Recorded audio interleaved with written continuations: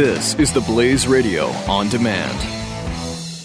Hi, I'm Ron Paul, former congressman and presidential candidate. I'm here to tell you about a product that might just save your lives. It's a home freeze dryer from Harvest Right. With this great product, you can freeze dry the food your family loves, and it will last for 25 years. Our ancestors preserved and prepared for difficult times, shouldn't we? To learn more, go to harvestright.com or call 800-594-4635. That's 800-594-4635.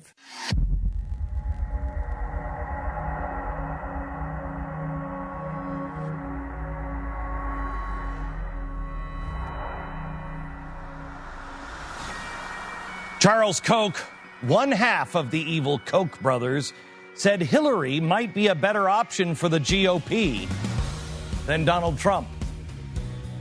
Talk about that. Some important developments right now for the race of the White House. Kasich and Cruz are teaming up now against Donald Trump. We start there. And the choice we face. How do we arrive at a solid decision? Who are we, and how can we find that answer anymore? A reflection from Passover, right now. I will make a stand, I will raise my voice, I will hold your hand, 'cause we are one, I will beat my drum, I have made my choice, we will overcome, 'cause we are one. The fusion of entertainment and enlightenment.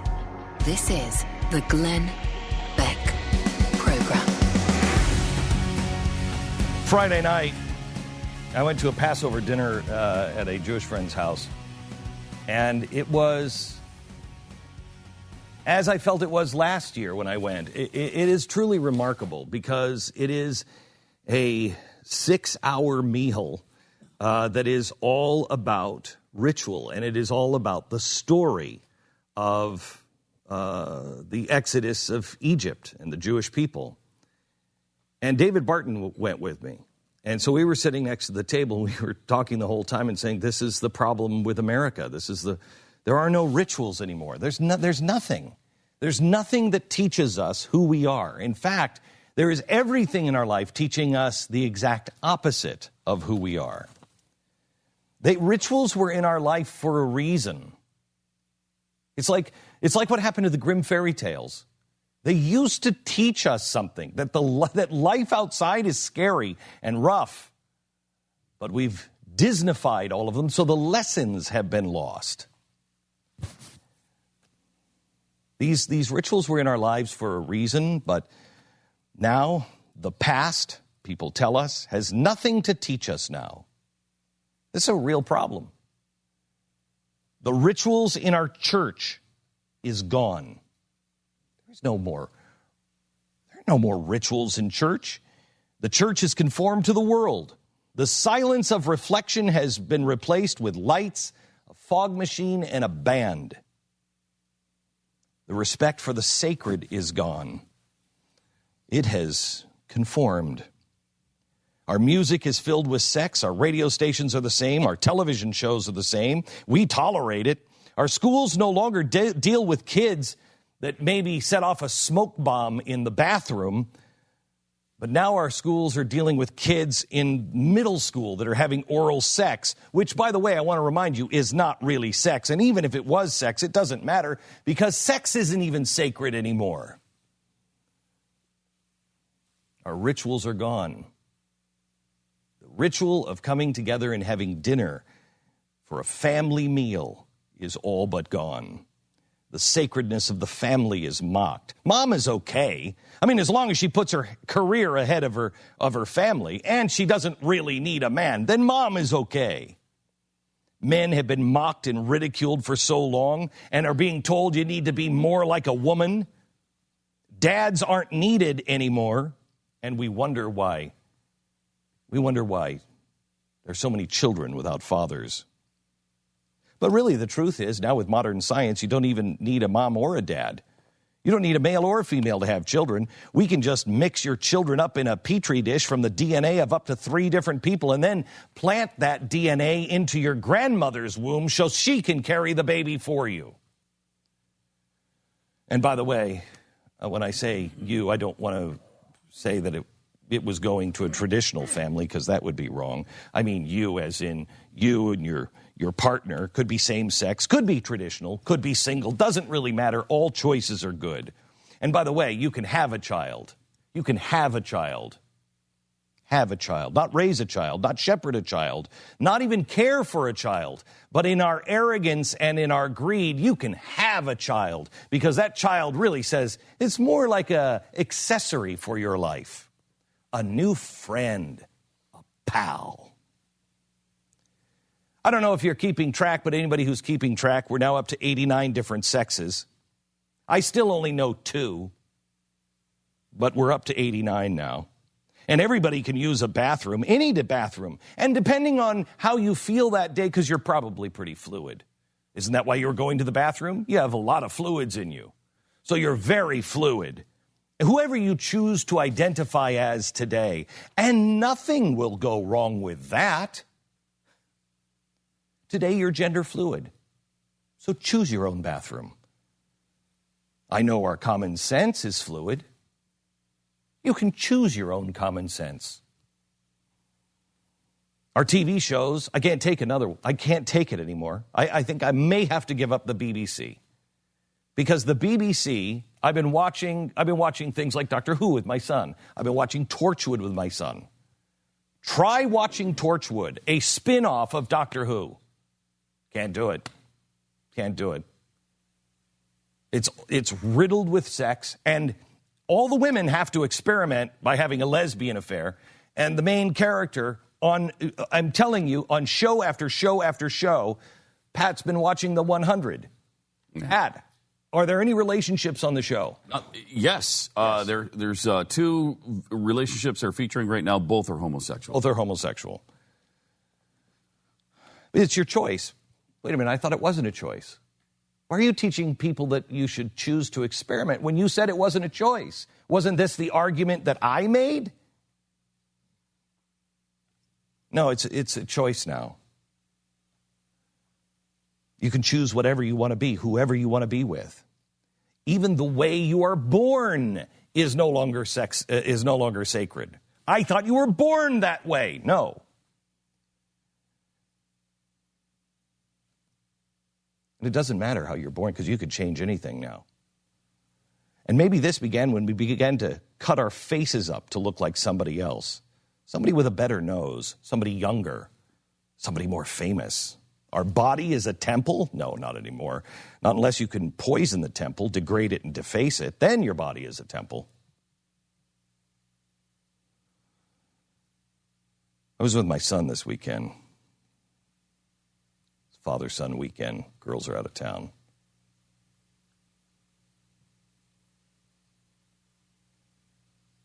I had time with my son that I never had with my father. And even though I look back and my head tells me, yeah, your mom committed suicide, you and your dad didn't really hit it off. It was really kind of a crappy childhood. I pine for the days of my childhood. I pine for the days when the worst thing you could have caught us doing at the time was smoking a pack of cigarettes. Maybe, when we got really crazy. I pine for the days when my dad walked me half a mile. I was probably 6 years old. I had to walk about a half a mile back to this grocery store. It was a corner grocery store. My dad and I had gone up for a carton of milk, something else, and I was standing there at the counter, and they had the little bazooka gum. And I took the bazooka gum, and I just put it in my mouth. Halfway home, my father said, "Where'd you get the gum?" I said, "It was at the counter." He said, "You didn't pay for it." I said, "I didn't know." He made me walk all the way back with him and pay the guy a penny. Not tomorrow, today.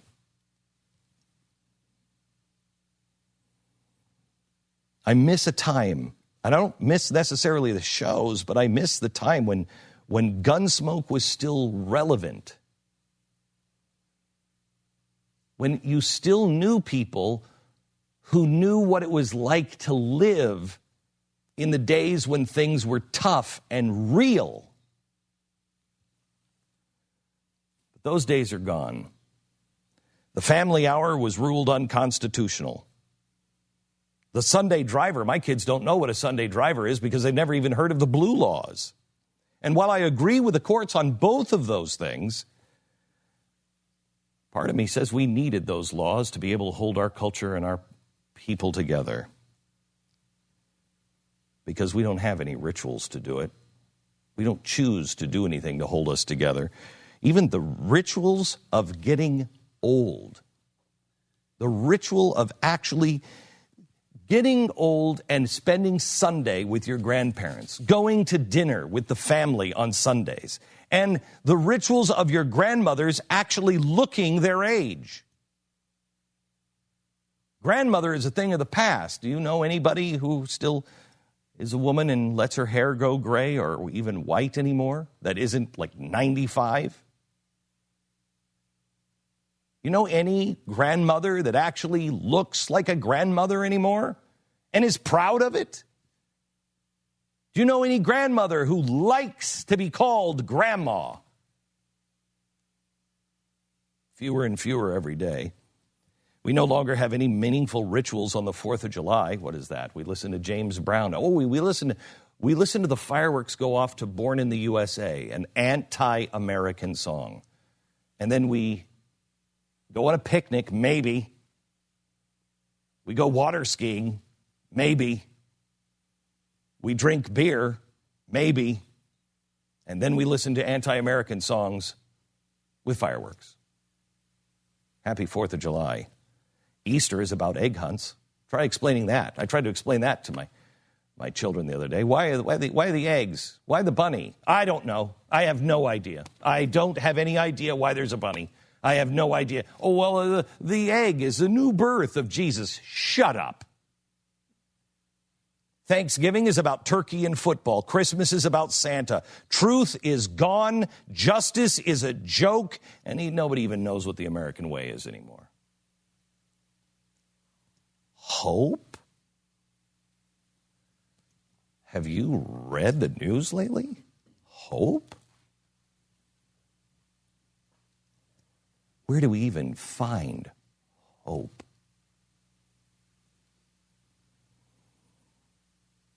Our society isn't screwed up because of our government. Our society is screwed up because we're screwed up.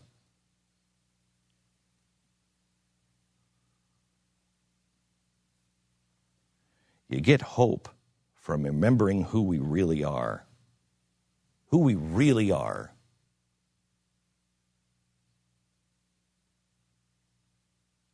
The power of the individual. You can't remember who we are as Americans unless you remember who you are as a person. You can't know who you are as a person unless you know who you came from. Who you are, who does your soul belong to? And that leads you right to the Declaration of Independence. That there is a creator, and he created you, and he gave you certain rights. And it's your job to establish a government that protects those rights. Is there a reason we took a 5,000-year leap? That 1791, those rights were spelled out, and we had established a government to protect those rights, and within 100 years, the world went from the way it had always been. We went from the campfire at night to the light bulb. We went from the outhouse or crapping in the woods because we didn't even have a shovel, an outhouse to indoor plumbing. We went from the fire to a furnace.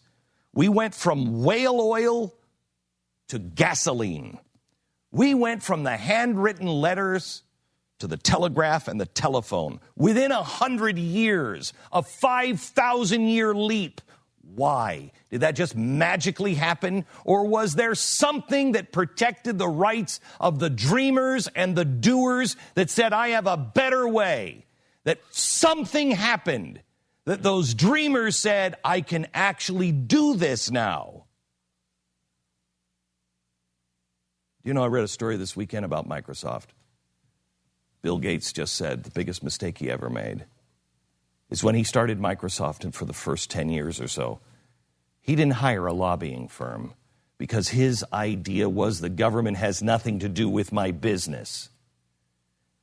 Listen to what I just said. Microsoft, Bill Gates said the biggest mistake he ever made was he didn't hire lobbyists because his idea was that government had no place in his business. Apple, on the other hand, went ahead and hired a lobbyist firm. You want to start a business? You think we're going to take another 5,000-year leap? You think we're going to cure cancer? You think we're going to go to Mars? You think we could ever colonize Mars? No.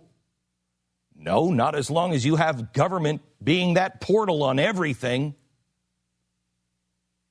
You think we're going to put Apple out of business with the next great invention? No, because Donald Trump will do it. Hillary Clinton will do it. I'm going to bring these Apple jobs back to America. Well, I read another story about the most secret Apple manufacturing plant in China. You know why it's secret? Because they're working 60 hours a week with slave wages.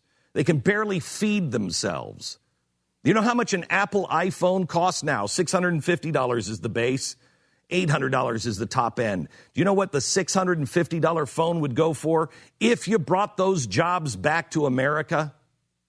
Because that's what Donald Trump is. He's going to force those jobs back here. He's going to bring those jobs back to America, and the crowds cheer. How much would your Apple iPhone cost? $2,000.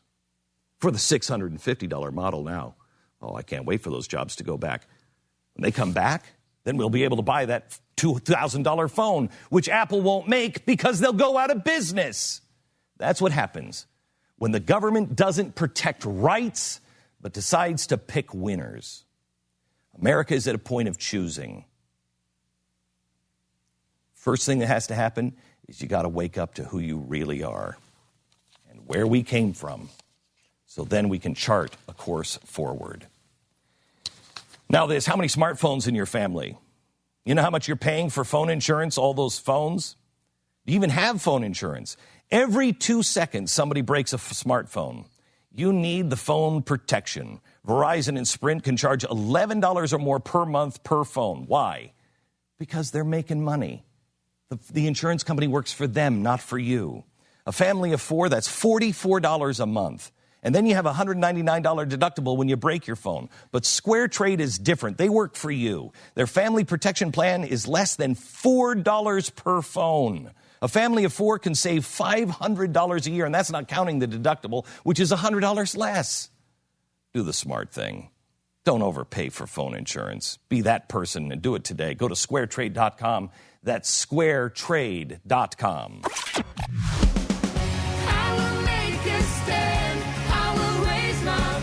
The fusion of entertainment and enlightenment. This is the Glenn Beck Program. Mercury.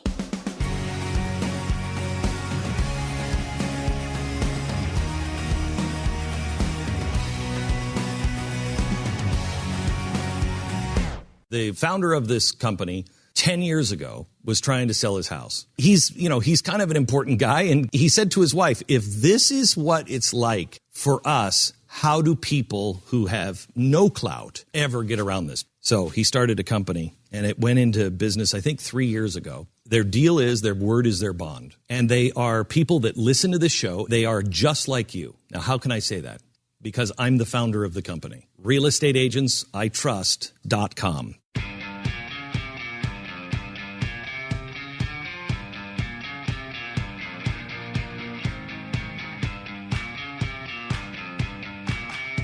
You're listening to the Glenn Beck Program. Welcome to the broadcast, to the program, to the show. Glad you're here. So let's talk a little bit about the Cruz Kasich announcement that was just made. Do you still have that paper that I gave you? Yep. Okay. I want to read the actual statement. Having Donald Trump at the top of the ticket in November would be a sure disaster for Republicans. Not only would Trump get blown out by Clinton or Sanders, but by having him as our nominee would set the party back a generation. To ensure that we nominate a Republican who can unify the Republican Party and win in November, our campaign will focus its time and its resources in Indiana and, in turn, clear the path for Governor Kasich to compete in Oregon and New Mexico. We would hope that allies of both campaigns would follow our leads. In other states holding their elections for the remainder of the primary season, our campaign will continue to compete vigorously to win. So what are they saying here? Is Kasich making a path in Indiana? Yeah, so Kasich clears out of Indiana. Cruz clears out of New Mexico and Oregon. Now, what's amazing about this, to show you how important Indiana is, Cruz is probably the favorite in New Mexico and Oregon, certainly over Kasich. I mean, he would be fighting it out. But he's willing to cede states. It's close with Trump. But if anyone's going to beat Trump in those two states, it was probably going to be Cruz. So Cruz is essentially ceding two states he'd probably win. And the reason for that is delegate rules, that it's a proportional delegate rules there. So it's probably not going to be as damaging. But you have 57 delegates in Indiana. Oh, he needs to win in Indiana. He needs a big win in Indiana. Kasich needs to get 0% in Indiana, and Kasich is telling you that. I want to talk to you a little bit about how amazing this campaign is and how every state counts when we come back.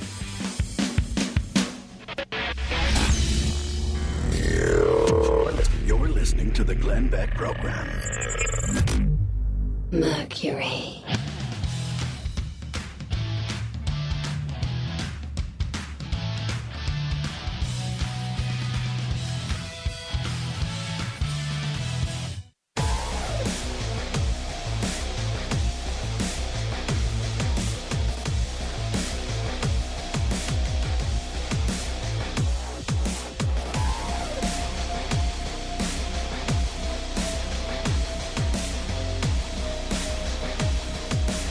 The Glenn Beck Program. I want to talk to you here about something that I thought of this weekend. You know how I've said in the past that there's no excuse for us anymore. For instance, when we talked about the Nazarene Fund, I talked about back in the 1940s, we didn't know. We really didn't know. The government hid it from us. The news was there, but very few papers would even pick it up. I mean, the actual hard evidence, it was there. It was there in 1940. By 42, we had a lot of it close to the press. By 1944, you could have done a documentary film on what we had. But the people didn't know. And every time a piece of it would come out, it would be denied. And because we only had official channels at that time, you can't really hold our parents and our grandparents, at least in this country, responsible for the Holocaust and say they knew, they didn't. You can hold FDR accountable because he knew, but the people didn't. And when we were talking about the Nazarene Fund, I said at the time, we don't have that anymore. We don't have that excuse. We know. And the internet has made each one of us accountable. And I really think we're going to get to the other side. And you say, I didn't know that was going on. Really? Didn't you have a cell phone? Did you have one of those smartphones that you could watch anything, that you could research anything? What were you using it for? You were sexting, that's right. Oh, you were using it to play Candy Crush. We have responsibility. We talk about rights, but we have responsibilities. And I think that we are living in a time where we're not accountable for anything. But I really, truly believe God or the universe is making sure all of us are accountable. Let me say this. Stu, do you ever remember Indiana making a difference in the election of the president? I mean, in general. Not in the general. Not in the general. Not in primary. I mean, primary. Yeah. It's always been Florida, New Hampshire, Iowa, South Carolina, and Nevada. And, New Hampshire and Iowa. Yeah, that's it. Really is the three. Iowa, New Hampshire, South Carolina, then I think maybe it's Florida. But we've seen in time and time again, anybody who plays for Florida, it's over by then. Each time you think the momentum is going one way, it stops and goes the other way. And then something happens, and that momentum stops, and it goes the other way. Each time, how many times have we felt he's out? How many times have Trump people thought, oh boy, it's falling apart? And it doesn't. I think this is going to go all the way to California. And do you know why? My thought for you is God or the universe?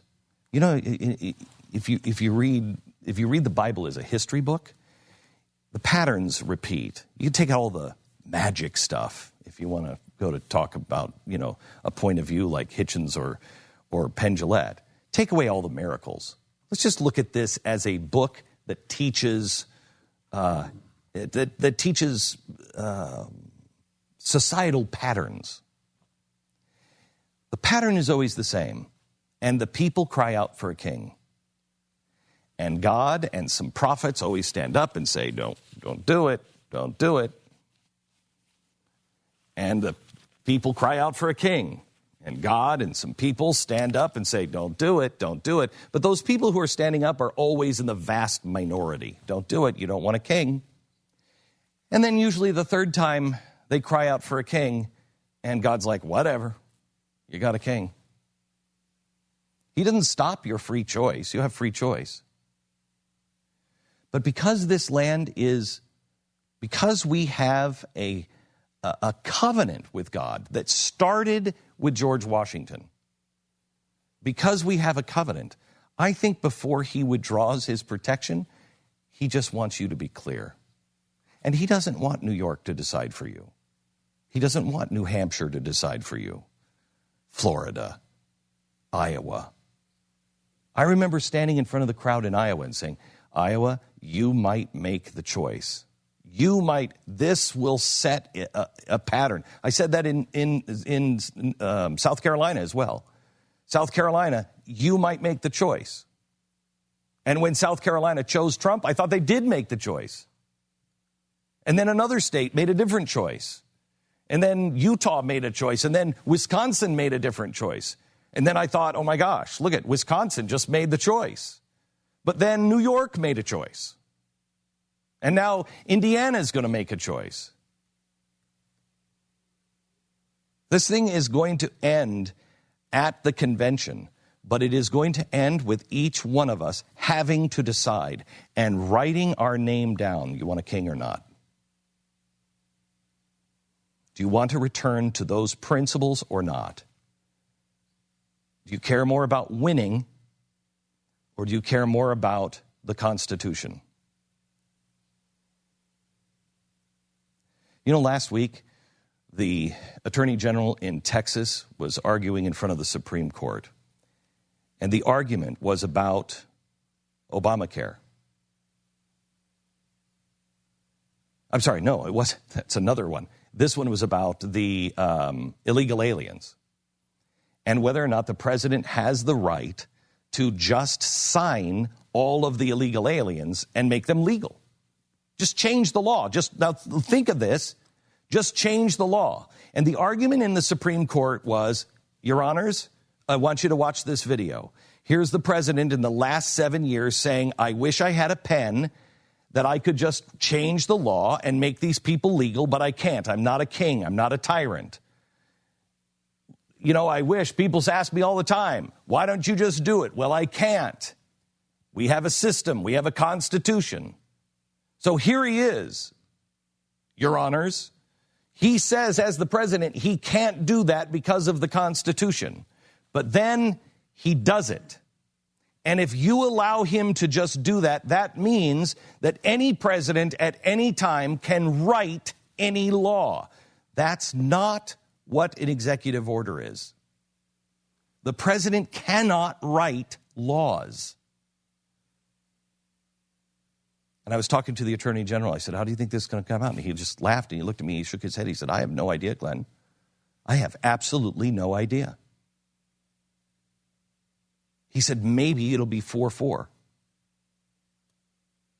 That the president can write a law? That is a dictatorship. And let's take it away from Obama. Let's take it away from this particular thing on illegal aliens. Do you want President Cruz? Do you want President Trump? Do you want President Clinton? Do you want any president to be able to write laws himself? No. But that's what we're looking at. That's where we are. And all of us are going to be held responsible. Now, here's what's happening. Donald Trump has just hired teleprompter people to help him work on teleprompters. He's just hired speech writers. And these speech writers, they're all inside Beltway guys. He's just hired all these inside DC guys to work with him because he's decided he's going to play a different game now. And in his own words, I'm playing a role, and that has to change now. Playing a role? This is not a TV, this is not a movie. This is not a TV reality show. What do you mean playing a role? I thought everybody liked you because you said it like it was. Now, were you playing a role then, or are you going to play playing a role now? And are you going to stop telling us like it is, or are you going to start telling us like it is? Because the flip-flops that he's made in the last 72 hours are pretty important.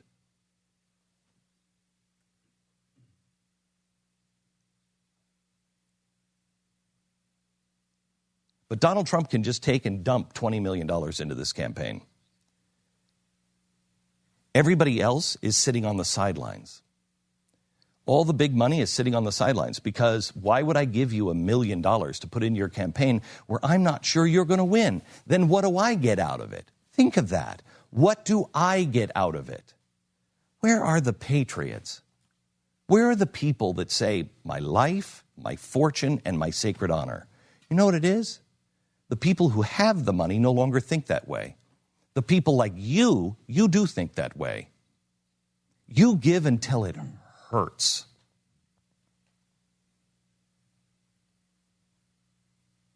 You give $100 when you don't have $100. The big money sits off to the side and says, well, I want to be with a winner because I want something in return. Our lives, our fortunes, our sacred honor. You know what Haim Solomon got? Haim Solomon was the guy, he's the reason why the stars and the flag are put in, in our seal, are actually put in the, if you look at the back of the dollar bill, the stars above the eagle's head, they're in the shape of the Star of David. And that's in tribute to Haim Solomon. He was the guy who cobbled together all of the money for the American Revolution. You know what he got out of the American Revolution? Squat. Zero. Broke by the end of the American Revolution. He lost everything. So did almost everybody else.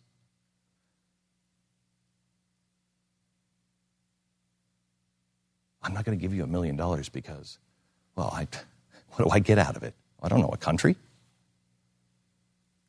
What good is your money if you don't use it when your country is at stake?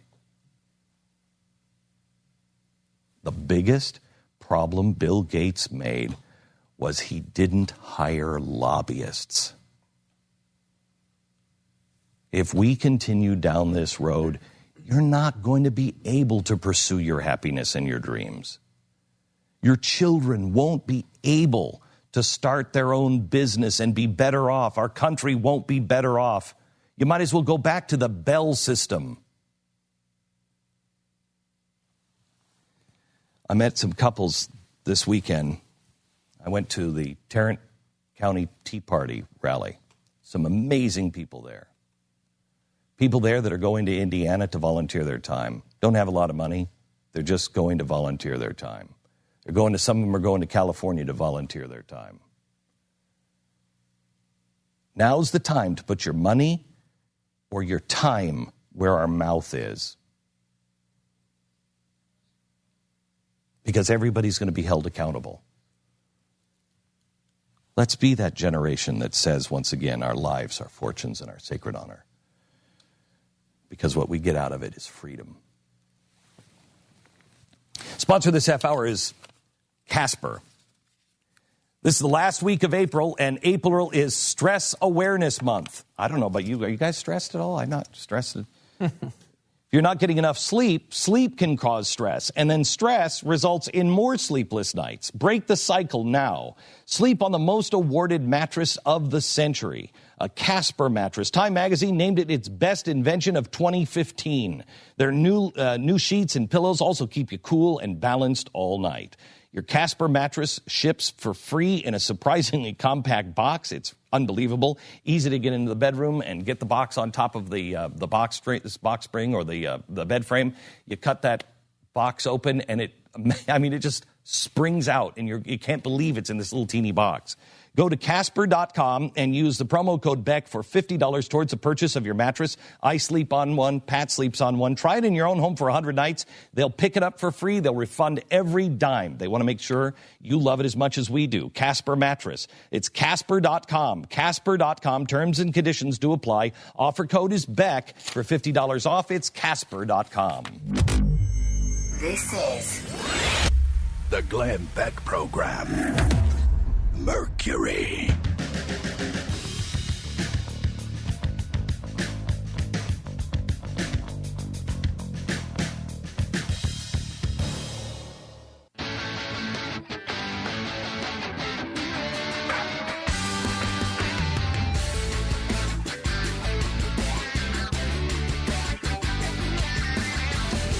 The Glenn Beck Program. Today at the top of the second hour, which is coming up in just a minute, we have the history of terrorism in America. When did this start? How has it mutated? And what are we dealing with today? Our series on terrorism this week, 4-part series. It begins in just about 11 minutes from now. Stu is reading a story. I haven't read this story from MSNBC. Politico, yeah. On Roger Stone, that Roger Stone, who was a Nixon operative and a very good friend of Donald Trump. 40 years. 40-year friend. 40-year friendship and employee of Donald Trump's. And he left the campaign early on in the cycle. He was the campaign manager initially. Left the campaign cycle early on. Trump said he fired him. He said Trump was lying. There was a whole controversy at the time. And so the reason why Roger Stone says he says he left was because Trump wouldn't do what he's doing now, which is professionalize his campaign. He just wanted it to be a bunch of people like Corey Lewandowski and spend no money and just go on TV and answer everything on Fox and Friends. And so this new thing happening now is essentially, by this article's telling, and it's an interview with Roger Stone, is essentially Roger Stone's doing. Like Trump is now coming back to the Roger Stone way of doing things. He's hiring speechwriters. He's hiring teleprompter experts. He's hiring, data people, and he's trying to professionalize his campaign. An amazing point in there, though, is this anecdote on abortion that we should get to, because it's an amazing thing where he's basically saying his conversion story isn't real, or it's not true the way he's told it, which normally would be a major thing coming from your campaign manager. But I think he's trying to make it endearing, which to me, I just see it again as yet another lie from Donald Trump. The real main thing here is that Roger Stone is the campaign manager by default, if you will, orchestrating this. And all of the people now surrounding him are all insiders. This is the Glenn Beck Program. Mercury.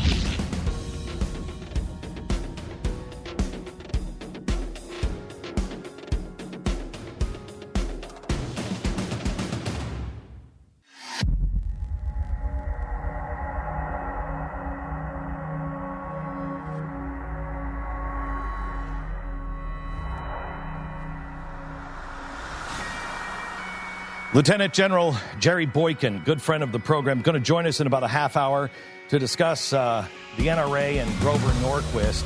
And our series this week is on Islamic terror. And we begin part one today with talking about a group that most people don't know anything. They probably know one terrorist strike that they have done, and that's the kidnapping of the girls. Boko Haram. We begin Islamic terror on the truth behind Boko Haram. Part one begins right now. I will make a stand. I will raise my voice. I will hold your hand. 'Cause we are one. I will beat my drum. I have made my choice. We will overcome. 'Cause we are one. The fusion of entertainment and enlightenment. This is the Glenn Beck Program. Most Americans probably consider acts of radical Islamic terrorism a relatively recent problem. They aren't. Americans first suffered at the hands of Islamists in 1785. They were kidnapped and ransomed or sold into slavery. Goods were stolen from the merchant ships, and the ships confiscated repeatedly. Prior to gaining its independence, America was under the protection of the British Navy in the region and didn't have to deal with the attacks. But in 1785, Britain let it be known that the Americans were no longer their concern. Thus, America has been dealing with Islamists since its founding. In fact, the first foreign war the United States became entangled in was with Islamic extremists, the Barbary Pirates. These were Islamists who came from the Barbary Coast, Morocco, Algeria, Tunisia, and Libya. The Continental Congress in the U.S. couldn't understand why their ships and citizens were attacked so often and so brutally by people they didn't even know, nor had any contact with. The problem became so severe that Thomas Jefferson sailed for London to meet with the ambassador from Tripoli. He set up an official visit with him and asked him point blank why these Barbary pirates were making warfare on a people who had done nothing to provoke them. Thomas Jefferson wrote this. The ambassador answered us that it was founded on the laws of their prophet, that it was written in their Quran, that all nations who should not have acknowledged their authority were sinners, that it was their right and duty to make war upon them wherever they could be found, and to make slaves of all they could take as prisoners, and that every Muslim who was slain in battle was sure to go to paradise. Sound familiar? Radical Islamists were saying virtually the same thing 230 years ago that they're saying today. Nothing has changed. One obvious problem for America in 1785 was there was no American Navy yet to protect their interest at sea. So American administrations lapsed into a policy of appeasement for many years. They bribed the pirates. The United States of America paid a tribute to the Pasha of Tripoli that amounted to 20% of the nation's GDP, the equivalent of $760 billion today, every single year. In 1796, George Washington wrote about his frustration over the pirates and France's refusal to help. Sir, your letter of the 5th instant, with its enclosure, came to hand by Friday's post. The extracts therein produced both pleasure and pain. The former, at hearing that our citizens are at length released from their unfortunate confinement in Algiers. The latter, to find that others of them have fallen into a similar situation in Tunis, contrary to the truce and to the arrangement with Mr. Donaldson. 'Tis difficult to understand precisely what the French government designed relative to this country from the accounts given by Mr. Monroe. The French and the British were paying the tribute to allow the passage of their ships through the Mediterranean. It was advantageous for them to allow the attacks on American ships, since those ships were in direct competition with the French and the British merchant ships. By 1794, the United States began building a navy for the purpose of finally ending the threat from the Islamist Barbary pirates. And in 1801, President Thomas Jefferson had enough. He had grown weary of nearly bankrupting the nation with the ridiculous, exorbitant tribute. He stopped paying the tribute, and the Pasha of Tripoli declared war on the United States. America's first foreign war had begun. Jefferson, with the authorization of Congress, sent the newly manufactured American warships and Marines to the Barbary Coast. Blockades and battles followed. The American Navy won virtually every battle. However, in October 1803, the USS Philadelphia ran aground on a reef patrolling the Tripoli harbor, to be captured by the Islamists. They then renamed it the Gift of Allah and used it again as a gun battery against the American fleet. On the night of February 16, 1804, Lieutenant Stephen Decatur and a small group of Marines took off in a captured Tripolian vessel, tricking the sailors aboard the captured American ship, allowing them to get close enough. Then they stormed the ship, overpowered the Tripoli sailors, and blew up the ship. Even famed British Admiral Horatio Nelson reportedly called this the most bold and daring act of the age. By 1805, the U.S. Navy had won the war and subdued the pirates into signing a treaty to end all tribute paid to the pirates and end all violence against U.S. ships sailing the Mediterranean. Jefferson's envoy from the State Department, Tobias Lear, despite the overwhelming American victories, including taking the port city of Dern, squandered those gains by agreeing to a $60,000 ransom payment for captured Americans. The peace only lasted 2 years. Radical Islamists from Algiers began attacking U.S. ships again in 1807, shortly after the American naval withdrawal from the area. Meanwhile, tensions and disputes had heated up again for the U.S. with Britain and, to a lesser extent, France. With American independence literally on the line again, America was unable to deal with the threat from the Islamists. War broke out in the United States as Britain attacked. And the War of 1812 forced Americans to put everything they had into fighting for their freedom against the world's superpower a second time.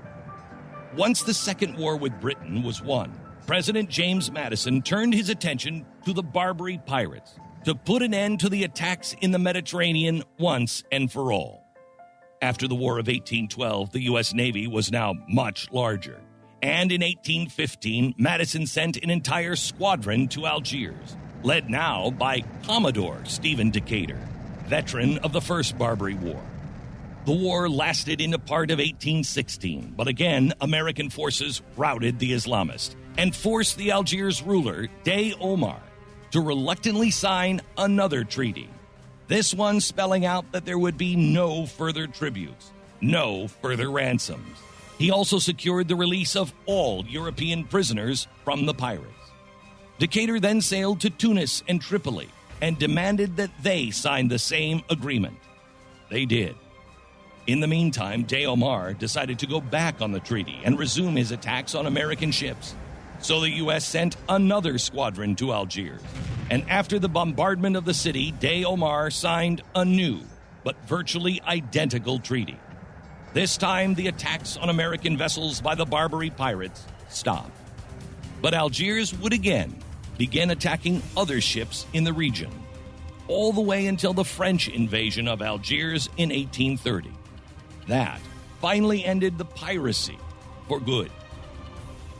Even America's founders, Washington, Jefferson, Madison, had to deal with Islamic extremists. Even they had a hard time understanding what they were up against and how to deal with it. They also learned that when the interest of nations, in their case nations like Britain and France, don't align with their own, that the terrorist activity is not only not dealt with, it's actually encouraged. On the next episode, we show you some examples of the kind of terrorism that arises when it doesn't seem to be in anyone's interest to stop it.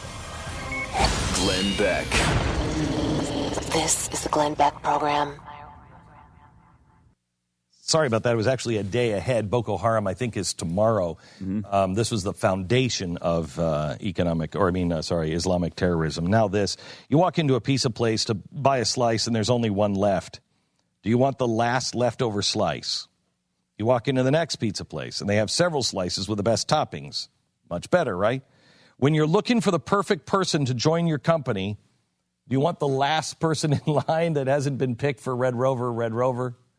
Send Jeffy right over? Oh, boy.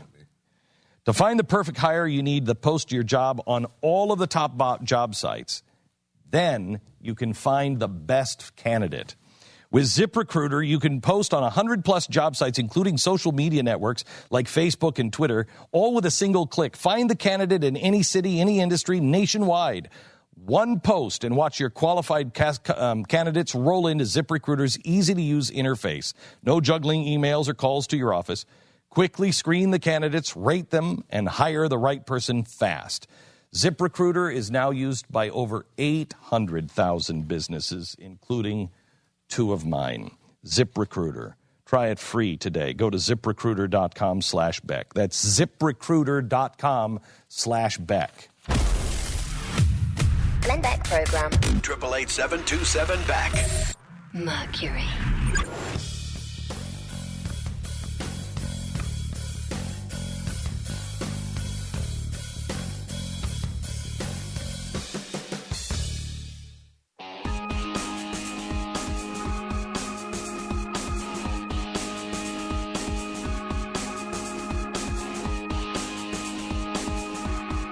The Glenn Beck Program. Welcome to the program.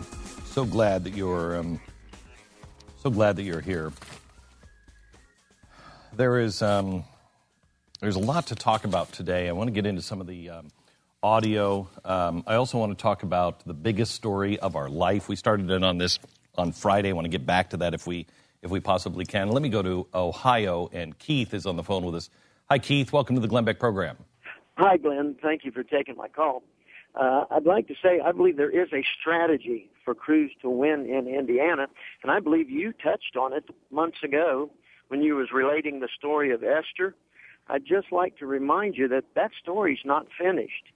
If you remember the end of the story, wicked Haman actually swung from the own gallows that he built to destroy Mordecai. And I believe that the gallows that Donald Trump erected to destroy Cruz in New York was the New York values.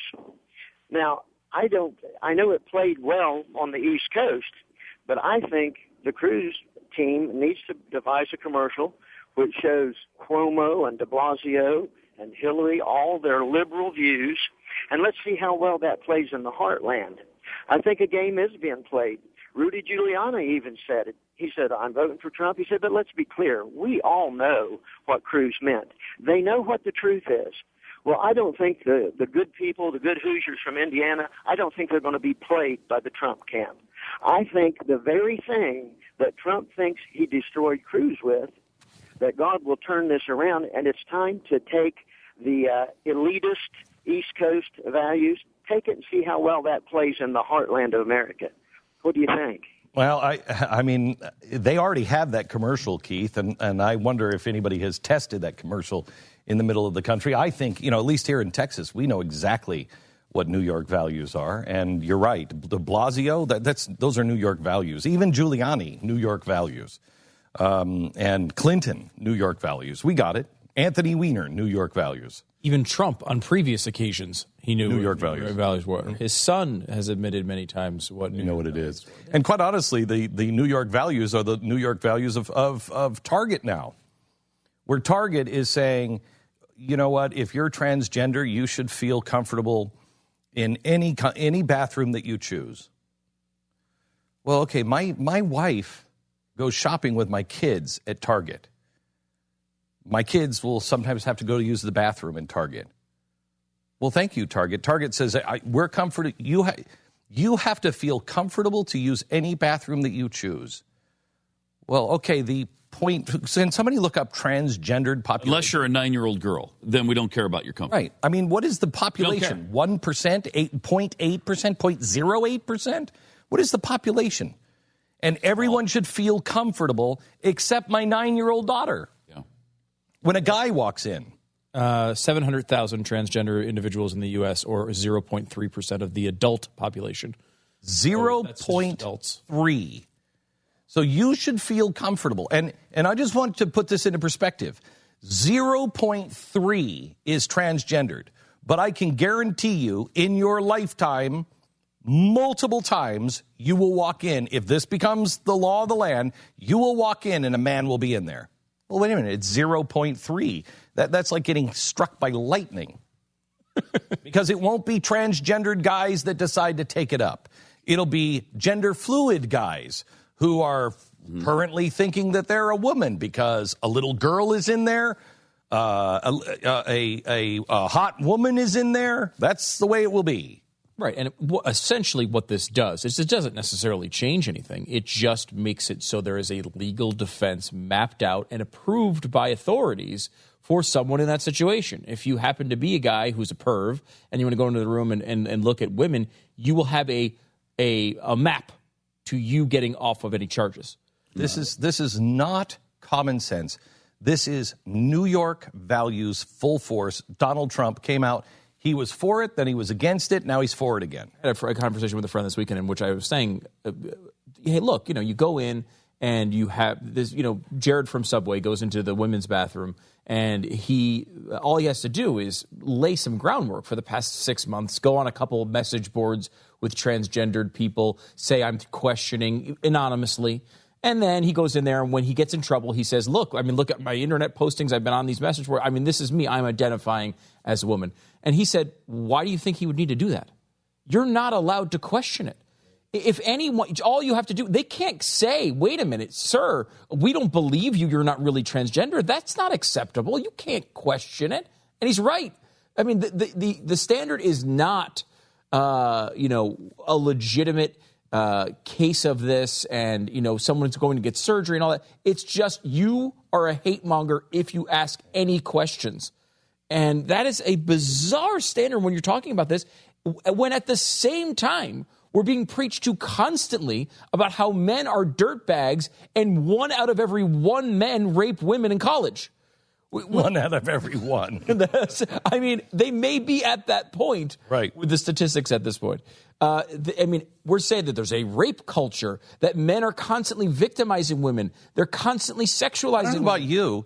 I don't know about you, Stu, but when are you going to feel comfortable? When were you comfortable, Jeffy, Pat, letting your young son into a men's bathroom by himself? Yeah, even I'm not.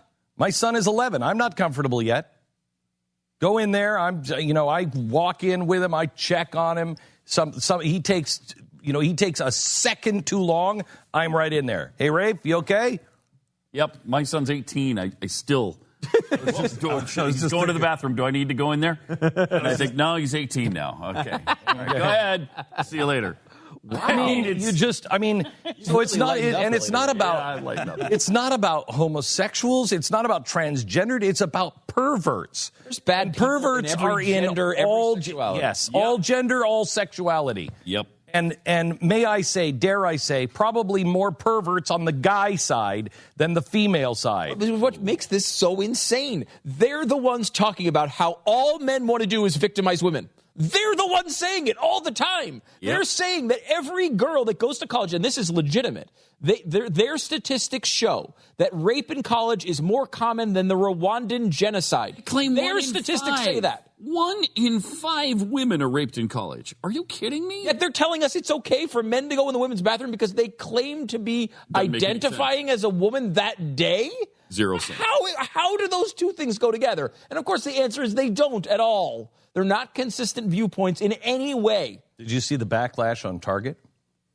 Yeah, there's like 500,000, almost 500,000 signatures already. I wonder if this is going to hurt Target. On a boycott. Because Target has decided to, I haven't had a chance to talk to my wife about it. Are you going to go shopping in Target and go, because if one of the kids go to the bathroom. And look, it has nothing to do with hate. It has everything to do with common sense. Mm-hmm. Common sense. But we have detached from common sense. Common sense, this is our last test, guys. If we can't get the bathroom thing to protect our children, and again, not against transgendered people, against perverts in all genders and all sexuality. Oh, can we not have some common sense? But the good news is, We know where Ted stands. We know where Hillary stands. Where does Trump stand? Because he was for it, then he was against it, then he's for it again. He's for it again now? He's for it again. Okay, I missed the third You should feel you should feel comfortable. You should feel comfortable if you're gender fluid to be able to pick any bathroom. That's his latest stand. But he's telling you like it is. He's shooting straight. He was just for it, against it, and for it just this weekend. The Glenn Beck Program. Mercury.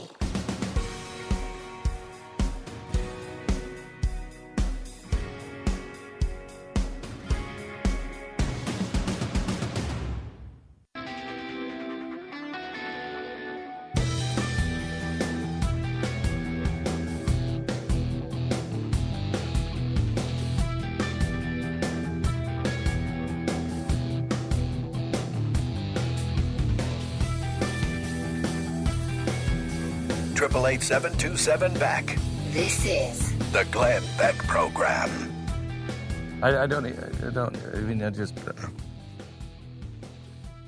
We continued our conversation off air on the transgendered bathroom situation at Target and what is the definition of a transgendered, and Pat was saying that it was somebody who's actually had the surgery, and no, that was the old meaning because they've already changed the dictionary now to where somebody who self-identifies as a woman. Is trans aspirational a thing? Means you cross. Trans means to cross. Like transatlantic is you've crossed the ocean. Right. So transgender is you've crossed genders. You've gone from a man to now you're a woman, or from a woman to You've not heard about the little train, I think I can, I think I can, I think I can. Well, it's nothing to do with aspiration. What your goal is shouldn't figure into it until you've accomplished We're going to come back to this here in a little while. I'm trans NFL We got football. it. We got it. I identify as an NFL football player. May I be one? Can we just talk about things that make sense? For instance, Grover Norquist infiltrating the Muslim Brotherhood into the highest levels of our government. At least that makes sense. Lieutenant General Jerry Boykin is with us. General, how are you, sir? I'm good, Glenn. It's good to be with you this morning. You're the Executive Vice President of the Family Research Council, and man, I would love you to weigh in on some things, but I really want your expertise here because the voting for the NRA to remove Grover Norquist from the board, which, I don't even know what the chances are of this actually happening because it's never been done before that I know of. But there's a recall on Grover Norquist for his connections to Muslim Brotherhood operatives. Can you fill us in? That has to be voted on today. If you're a five-year member and lifetime member of the NRA, you can vote. But it has to be in the mail like today or tomorrow. Why should he not be on the board? That's right. And by the way, even if you have already voted and you didn't have access to the most current information, you can ask for a recall of your vote and revote. So I encourage anybody that listens to your program today that is in that status or that category that they do just that. Look, we have got a Muslim Brotherhood supporter that is on the board of the National Rifle Association. We've got a guy here that has been associated overtly with known terrorists like Abdurrahman al-Moudi, Sami al-Arian, and also with people that have at least been identified in court as being supporters of the Iranian government, like Khalid Safuri, and then Nihad Awad as well. This guy, Grover Norquist, is overtly connected to these people and probably has been since at least 1998, yet he is on the board of the National Rifle Association. I hope that every listener that is able to vote will vote him off this board. This is not what we need at the National Rifle Association, and it's incredible that people are deliberately ignoring the evidence against Grover. The NRA said that they couldn't recommend voting him off because this information was old. But when they say it was like stale information, there was specific wording. And basically their charter says that they can't take into consideration anything that is, I think, more than 6 months or a year old as charges. And these have been going on for a decade. And so there's nothing in the last 6 months or the last year that's new information. And so they're saying, well, it's stale. And I think that's throwing a lot of people off when they read the ballot, because this is something that is in their bylaws, that you can't go dig something up in somebody's history. He is currently doing things, General, do you believe? He absolutely is. And again, this is nonsensical. If I was identified as a part of the Muslim Brotherhood 6 months ago, and that was demonstrated through evidence, and you look at me today and you say, well, you're still a member of the Muslim Brotherhood, but it was 6 months ago that they identified that, so we really can't consider that. Does that make sense to any logical person? The guy is still involved. He's still engaged with the Muslim Brotherhood. And by the way, remember that he is the guy that brought in Suhail Khan into the conservative movement to actually wind up being on the board of some of our conservative organizations. Suhail Khan's father was the imam in San Diego who held a fundraiser essentially for Zawahiri, Ayman al-Zawahiri, now the head of the Al-Qaeda. And you can't tell me that there isn't a connection through Grover to the Al-Qaeda, and he is still associated with these same people, these same organizations. He's an apologist for the Council of American Islamic Relations, and they are a front group for the Muslim Brotherhood. He is also on the board of directors of CPAC, and yes. And we have seen that he has brought some of these people in to speak at CPAC, and the Muslim Brotherhood said one of their goals was to infiltrate both parties and to infiltrate government at the highest levels. But Grover Norquist is that door. That's exactly right. That's right. And remember, think about this.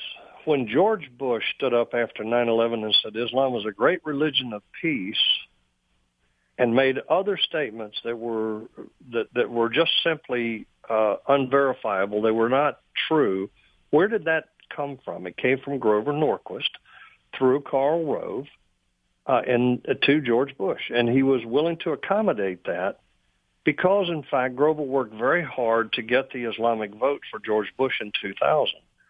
So he is still influencing sadly, many of the conservative entities because of this thing called Americans for Tax Reform.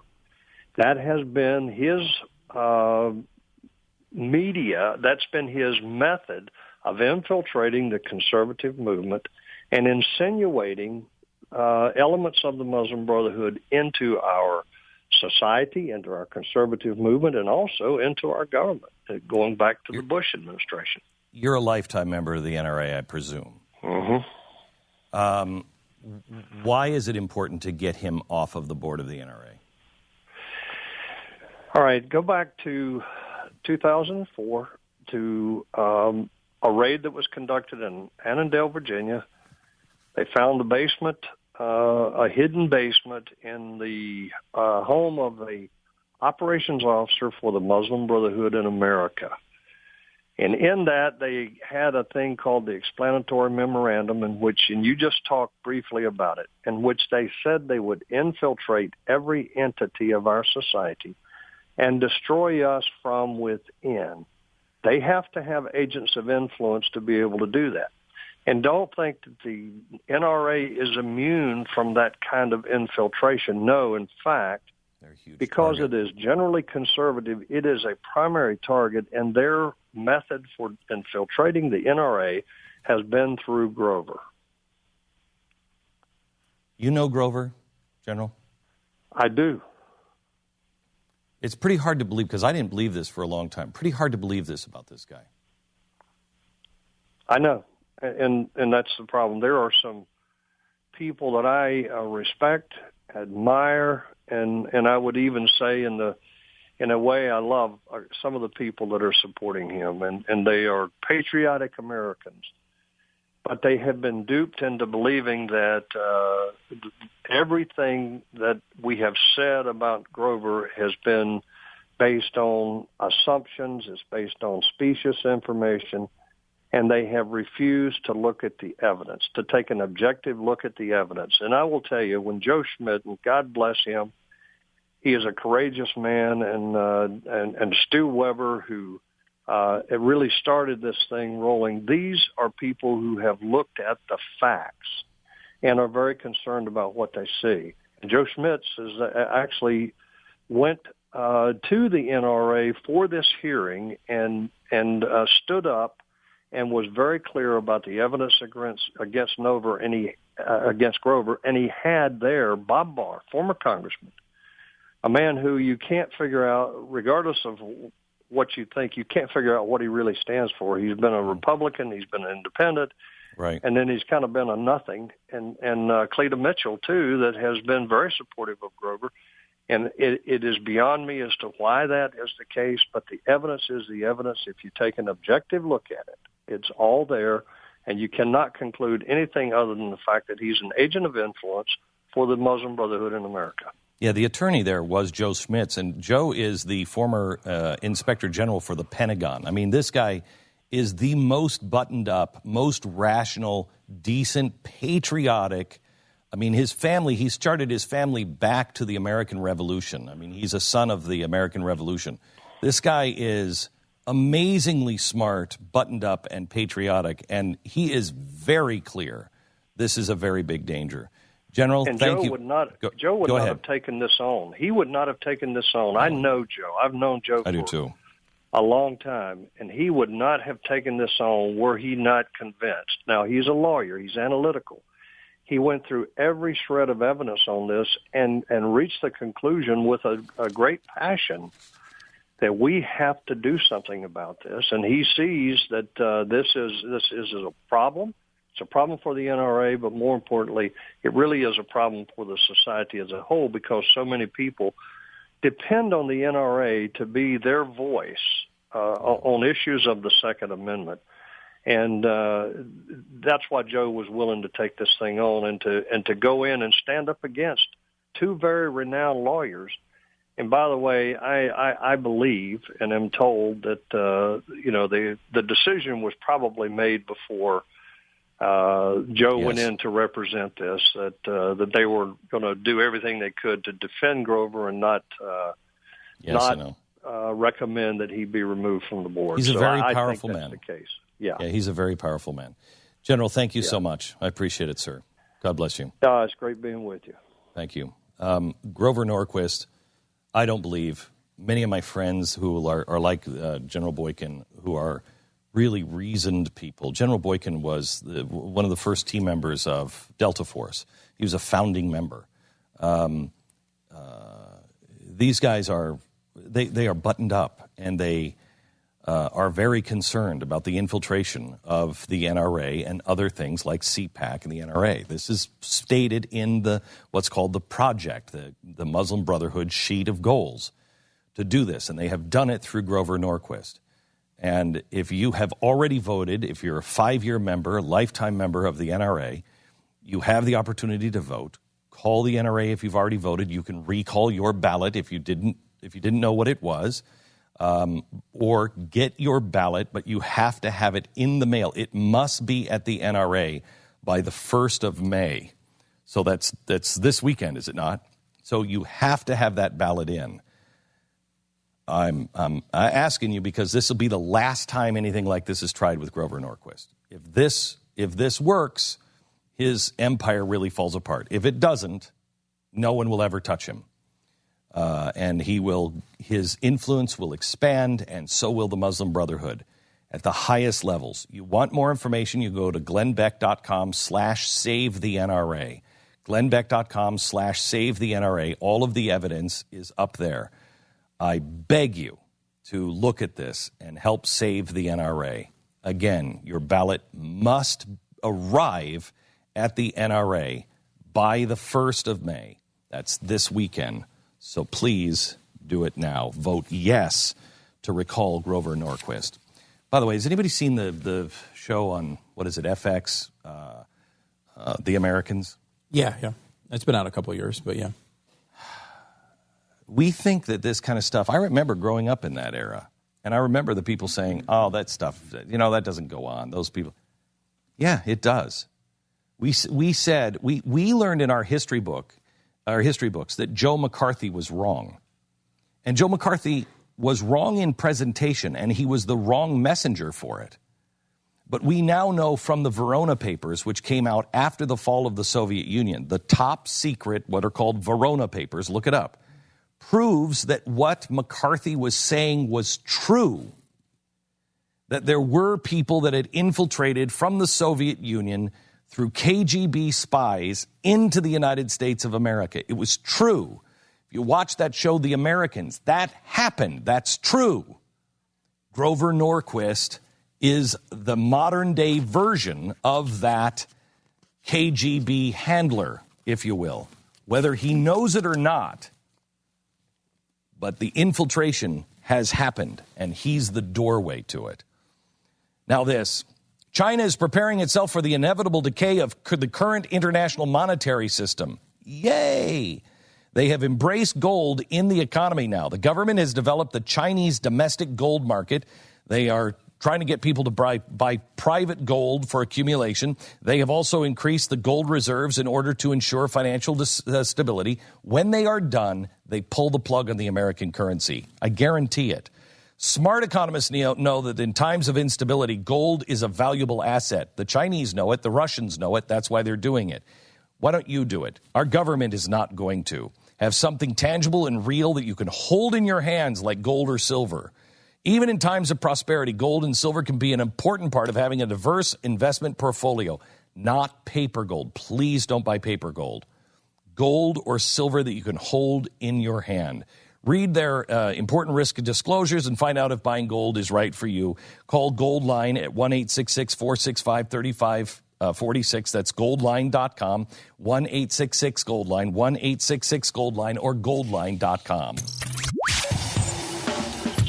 You're listening to the Glenn Beck Program. Mercury.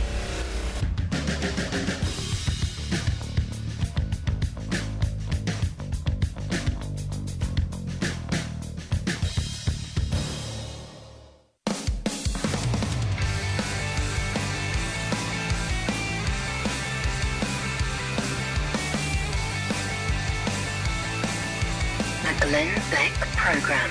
888-727-BECK. We have an epic rant from Bill Maher, also Jim Gaffigan, Donald Trump, some insider video from a meeting that was supposed to be secret, but somebody taped it. Now it is out. Donald Trump playing a role. They've been denying this, but now the audio is out from a secret meeting with establishment insiders. We'll play that. And election by the numbers coming up next. The Glenn Beck Program. Mercury.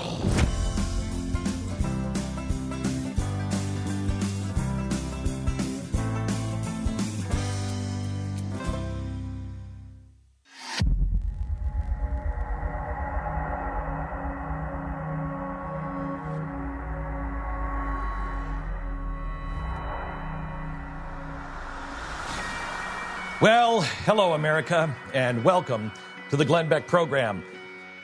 Let's see, where to begin. First of all, Donald Trump's new handlers, I think, are ashamed of him. They want him to be a different person, and they said that he was just playing a role.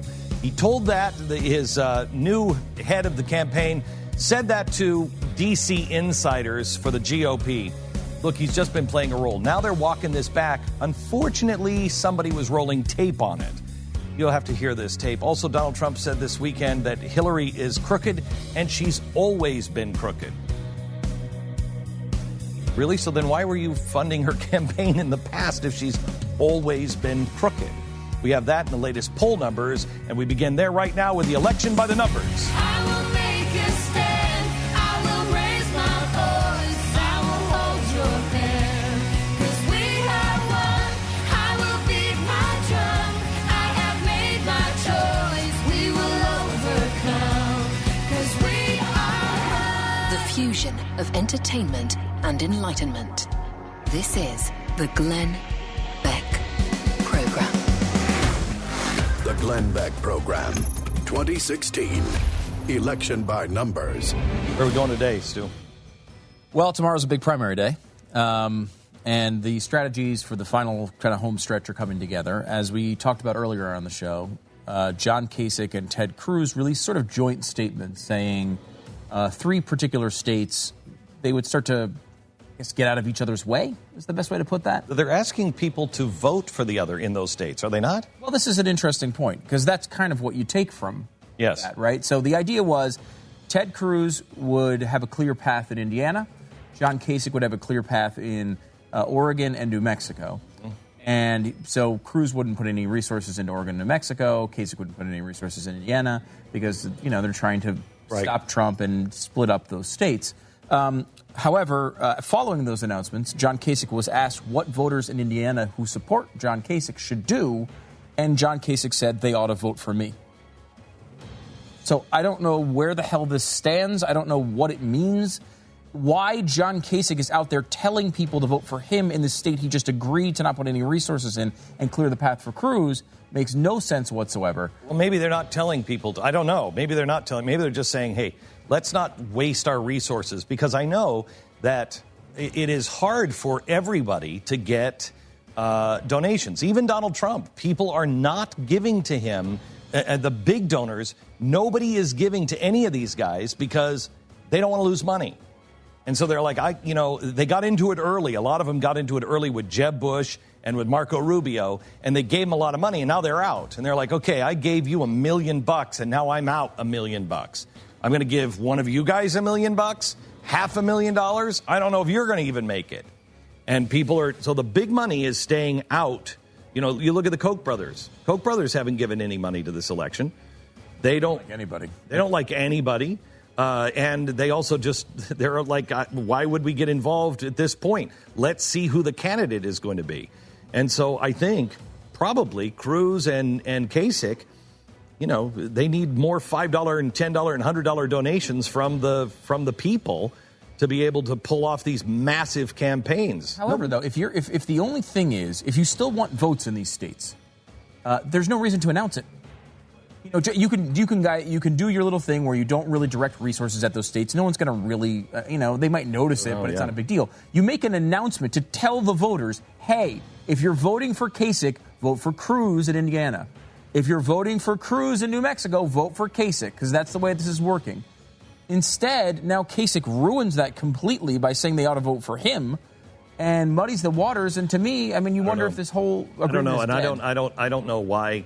I don't know why Cruz would do this, because, quite honestly, I believe Kasich is running to be Ted is running to be Donald Trump's vice president. And I think there's a lot to say there. But if he makes an agreement, I think Kasich is running to be Trump's vice president. But if he makes this agreement with Cruz, there's, you think maybe there's less of a chance of that. Yeah. However, now he's breaking the agreement so I don't know. after made. So yeah, unbelievable. So 5 states tomorrow. These are all heavy Trump-favored states. I'll give you a rundown of the polling in each. Rhode Island, Trump 50, Kasich 24, Cruz 14. Not a surprise. None of these are going to be a surprise. None of them are surprise. Cruz is going to lose all of these. We told you 3 weeks ago it's going to be a bad 2 weeks. It's going to be a bad 2 weeks. The only reason why you feel so bad is because the media has declared this over. Mm-hmm. There are more people that voted for Ted Cruz in Wisconsin, almost double the amount that voted for Ted Cruz in Wisconsin than voted for Donald Trump in New York. But somehow or another, because the press is from New York, it's all over. He can win New York, Really? No Republican who gets, 300,000 votes in New York is going to carry New York. So New York is irrelevant, but... Oh, yeah. Trump polls horribly in a general election in New York. In New York. But the media has just declared that Trump is the winner. This is exactly what we told you would happen, so don't be discouraged. Tomorrow, he's going to lose. Yes, and Trump's probably going to win all these states. Connecticut, Trump 52, Kasich 26, Cruz 16. Are you surprised? No. We lived there. 538 has a 99% chance of Trump winning that state. Maryland, Trump 41, Kasich 27, Cruz 23. 538 says a 78% chance of Cruz winning. By the way, or of Trump winning, which means that's the worst state here for Trump, which is Maryland is the worst state? Yes, he's got a 14-point lead. He lived there. I know. There's no conservatives. We'd heard earlier that he was doing fairly well in Maryland. Cruz was doing which is, Cruz was, and that's why it's a little bit of a surprise to me. Pennsylvania, Trump 46, Cruz 26, Kasich 23. 538 has a 99% chance now of Trump winning. He's gonna win all of those states. And Delaware, Trump 55, Kasich 18, Cruz 15. 538 is not rating that, but the Stu poll is coming in with a 100% chance of Donald Trump winning Delaware. That's why. Here's the only thing that didn't happen. Here's the only thing that didn't happen that Cruz predicted. I will sweep the South. I will start with South Carolina, and I'll sweep the South. But because South Carolina set the table for Donald Trump, it all went to Trump. That's the only thing that he has gotten wrong. He has said, I'm going to do horribly in the Northeast. I'll do well in the Midwest. I will do well in the far West. I'll do well in Texas. He's gotten all of it right except for the South. And the South, I believe, just because South Carolina started this roll. Now, the question is, will Indiana follow on this roll? Will the Indiana Cruz supporters and Trump supporters, will the Cruz supporters be so demoralized? Will the people who were on the fence but leaning Cruz see what's happened in the last 2 weeks and go, you know what, he doesn't have a chance to win, and allow the media to convince them that he doesn't have a chance to win, and let Trump win that will not happen in Indiana? That cannot happen. That's the real question. If you're a Cruz supporter in Indiana, you must vote for Ted Cruz. This is the firewall. Indiana is the firewall. If Donald Trump wins, prevent Trump. Yeah, if he from wins, getting 1237. If he wins Indiana, then it's not. It goes over. Close. It's not over. It goes to California.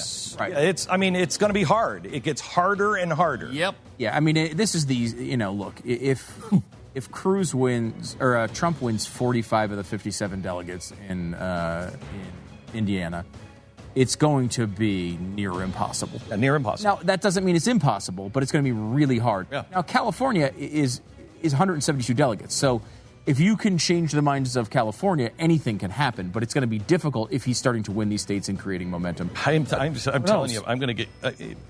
my wife is so upset at me because I'm like, I'm taking my vacation, honey. I'm taking a vacation because I can't afford to bring the show on the road, blah, blah, blah. I'm taking a vacation and going up to Indiana. I'm going to California. I'm going to Washington State because I don't care if I go door to door. I'm climbing the walls. Our people, our people, the people who think like we do, I think you believe that this is as critical as I do, and it's not over. We just have to mobilize now. We have to, our lives, our fortunes, our sacred honor. We have to do all that we can do. This is the winter soldier time. This is when, all of us sitting back and going in the summer, oh, yeah, that'll be nice. Now it's the winter soldier. Those who rise to the occasion now will be remembered by their countrymen as patriots. One interesting thing about this, and I think this is somewhat undeniable when you look at the polling, is over the past couple of weeks, Trump has improved his position overall. Now, part of that might be because we're going to his area of the country, and he's getting a lot of positive press about big leads. Yes. And maybe it's a momentum thing. The only other plausible thing that I've seen so far floated was this idea that the argument that this thing is rigged and being stolen is actually working more with people who aren't really following things that closely. And it's an interesting point. The way the media has handled this. Listen to these two polls. This is an NBC Wall Street Journal poll. Asked people, should Republicans give the nomination to the candidate with the most votes in the primaries or the candidate who the delegates think would be the best nominee?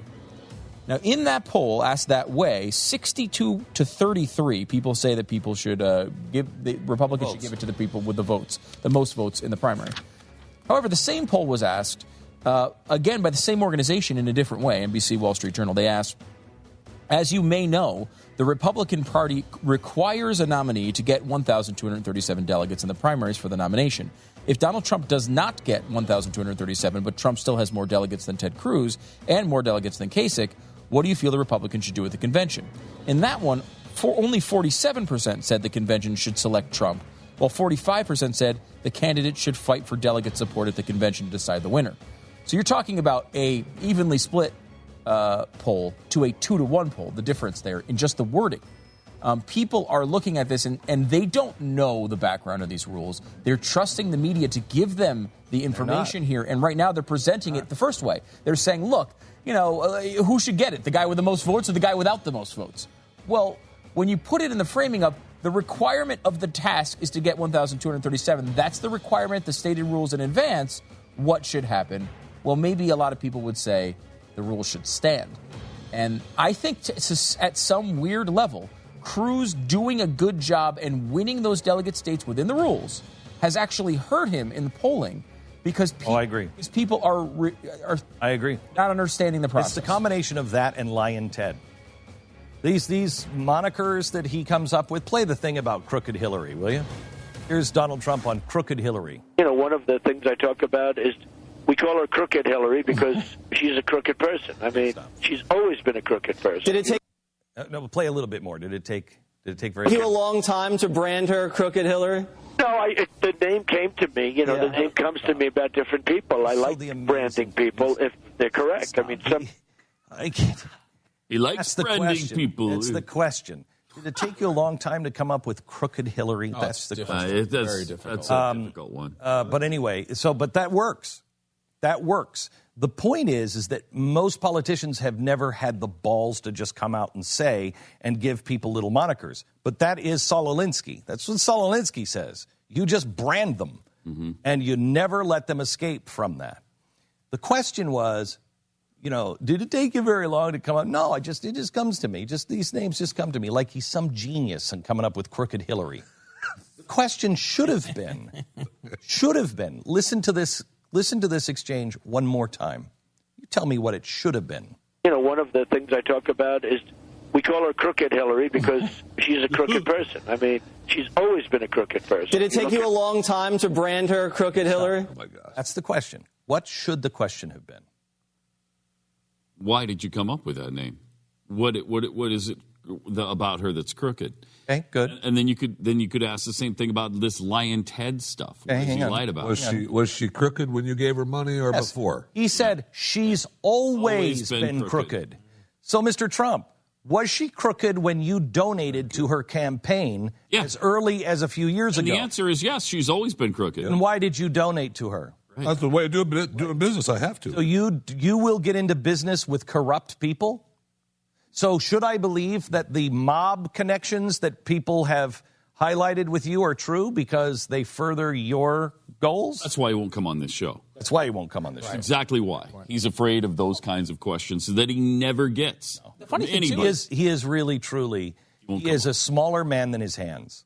Because there's no way he was almost impossible. It's a huge statement. And small hands. You really believe that? Yes, I do. He's a smaller man than his hands. Wow. Because he will not. But he has tiny hands. Really small, Glenn. I don't know if you've seen them. I have munchkin hands. But let's move on. But that's the thing is like he's saying I used to donate to these crooked politicians. And what he would say, I think, there is say, well, this is an example of how bad the system is. That's what I'm saying. That's why I'm running.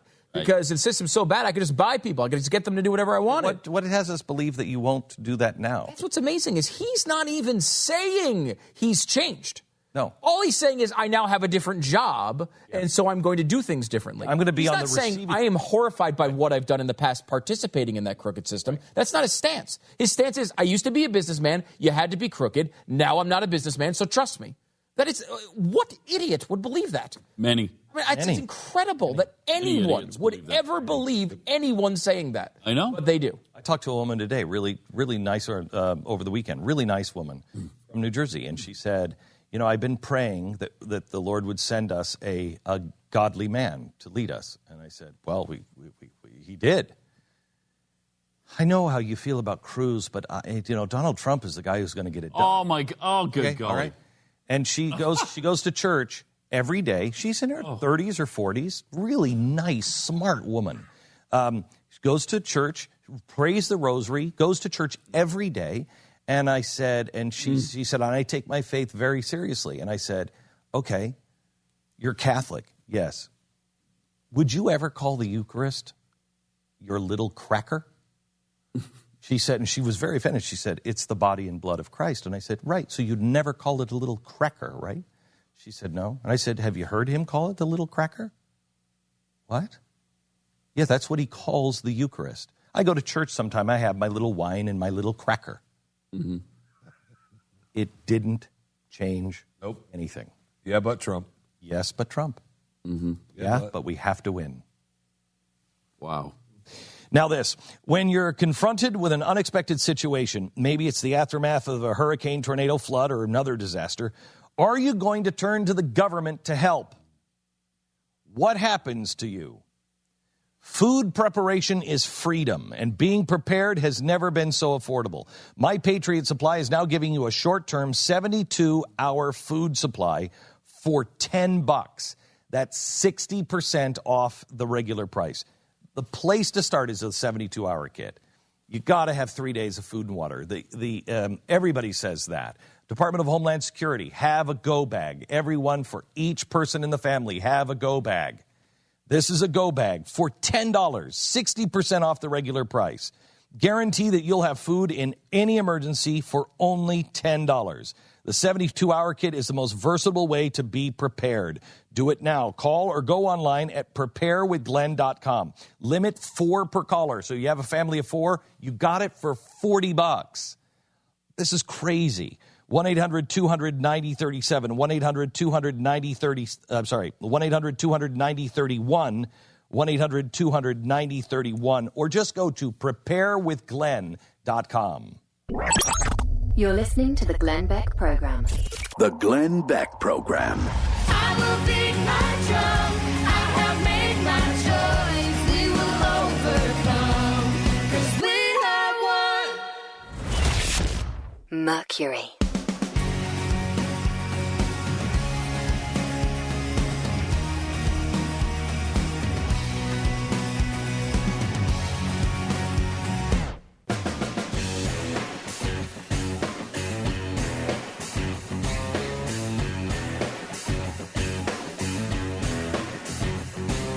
This is The Glenn Beck Program. Welcome to the program. I want to play some audio. When we come back. It's insider audio, and so it's a little hard to hear. But it was played on Fox News Sunday when Paul Manafort was on with Chris Wallace, and there had been this rumor that Donald Trump was just playing a role, and it's time for him to play a new role. And that got out and upset a lot of even his supporters. Were like, wait a minute, you've been acting? This is not you? And it got out, and immediately Donald Trump was up in Connecticut, and he's like, hey, people say I'm playing a role. I'm not playing a role. It's just me. Look, I don't have any teleprompters. Well, they hired somebody to teach him how to do teleprompters, and they hired 2 or 3 speechwriters. And they're all inside the Beltway guy. And this is all brand new. This is when they got rid of the guy that Trump said he'd never get rid of. He gets rid of him and brings in all these Washington insiders. Well, the problem with him denying that, he was playing a role is the audio that was on Fox News Sunday yesterday, where the insiders were sitting around a table with all the GOP insiders, and they were soothing them and saying, don't worry, he's playing a role right now. He's just this guy in these arenas right now. You don't have to worry about that. He's going to be changing soon. They denied it, but the audio speaks for itself. We play that next.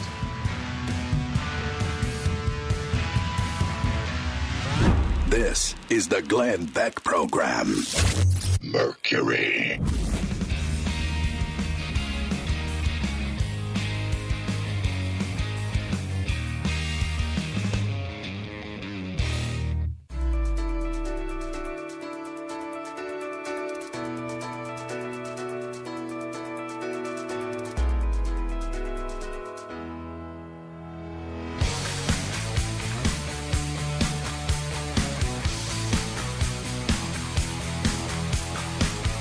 This is the Glenn Beck Program. Welcome to the program. So glad that you have tuned in today. I want to play this audio of Donald Trump. Chris Wallace was talking to Paul Manafort about this claim that Donald Trump says is not true, that he was playing a role. But here is the inside audio that they didn't apparently know was being recorded of a insider meeting with GOP insiders and the Trump campaign. I want you to hear the exchange on the Fox show and then the audio. Listen. The part he's been playing is evolving into the part that now you've been expecting, but he wasn't ready for it because he had. You play it from the top with the Chris Wallace audio or not? No, I've. No, okay. So this is Paul Manafort in a meeting, right? Yes. Talking here about Donald Trump playing a role. It's very hard to understand, but we'll try to translate as we go.